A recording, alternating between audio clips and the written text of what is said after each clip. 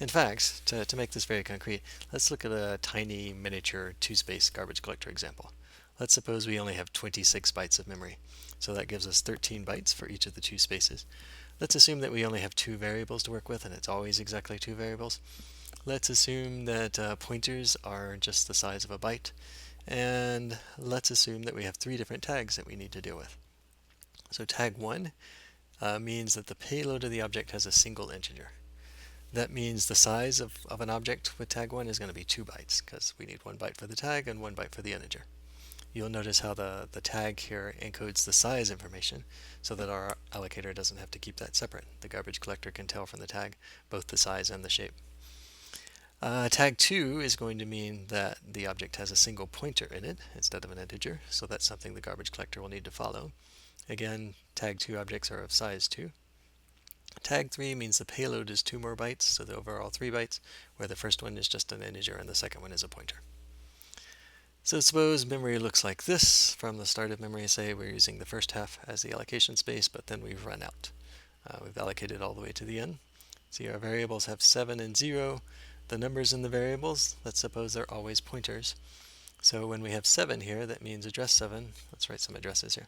Right, I'm writing addresses in decimal instead of hex, but 7 means the record that starts here, the object that starts here that has type tag 3, so that means this 2 is an integer and this one is a pointer, right, following the definition of type tag 3. Variable 2 has a 0 in it, that refers to this object, which has tag 1 and payload 75. So although the garbage collector doesn't need to do this, let's just mark the start of each object because we know that it allocated them one after another. So this one was the first one allocated.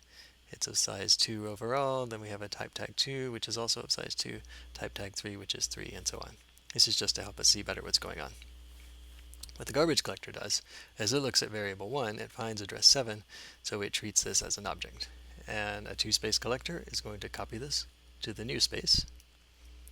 So here's the new space, it's all 0. We're going to copy this 322 to the beginning of two-space.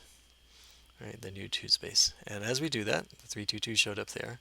Variable 1 now has address 13, which is the beginning of two-space, the second half of memory.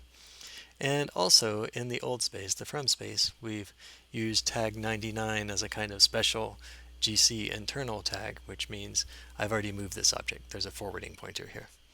Right, so this forwarding color that we were drawing earlier or using as a field, now it's just a different tag, a special 99 tag that's not otherwise used. And the 13 here is again the forwarding pointer to the new address in the new two-space. The same thing happens with variable 2. It sees address 0, that's a 175, so we'll copy that object down here and update variable 2 to point to the new location in the new space. Also install a forwarding pointer. Meanwhile, I have this other pointer here that tells me which objects I've already traversed through. Right? It was our green pointer in the previous pictures.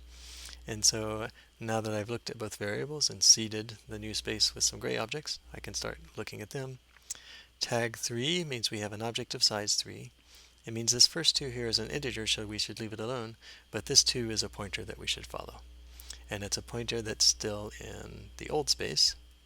When we follow it, we find this object here, 2, 0. So we're going to copy that down over here to 20. That's at address 18. So that means we changed the 2 that was in the old record here, 322. Now it's now 3218 to refer to the new one. Meanwhile, we install the forwarding pointer as usual. Our next gray object has tag 1. It has an integer inside, so we don't follow the 75 or anything. We just implicitly paint this object black by moving to the next object. We've got a tag 2, which means we have one pointer, so this 0 is a pointer.